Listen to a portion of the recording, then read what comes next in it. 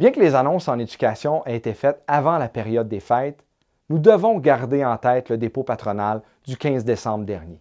Il s'agit encore d'une violente claque au visage qui a été servie à l'ensemble du personnel qui œuvre dans le réseau.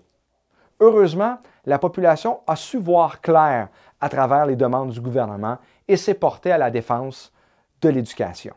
La population a dit qu'il était irresponsable d'augmenter le nombre d'élèves dans les classes. Elle a aussi dit qu'il était inacceptable de ne plus identifier les élèves en difficulté et la population a aussi dit qu'il était injurieux de demander au personnel qui œuvre dans le réseau d'en faire encore plus avec moins.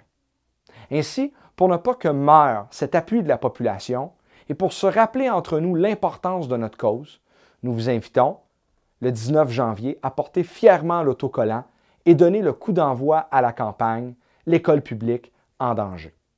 D'ailleurs, vous pourrez entendre sur les ondes du 98.5, de Rythme FM et du 103,3 FM notre publicité en appui à cette campagne entre les 19 et 26 janvier sur Heure de grande écoute.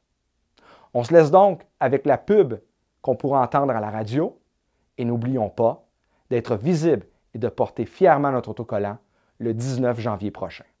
Le gouvernement du Québec veut augmenter le nombre d'élèves par classe et ne plus avoir à tenir compte des besoins des élèves en difficulté d'apprentissage. Il réclame un alourdissement de la tâche des enseignants et du personnel de soutien scolaire, tout en proposant de geler leur salaire pour 2 ans. À force de compression et de coupures dans les services aux élèves, c'est tout le réseau public d'éducation qui se retrouve en danger.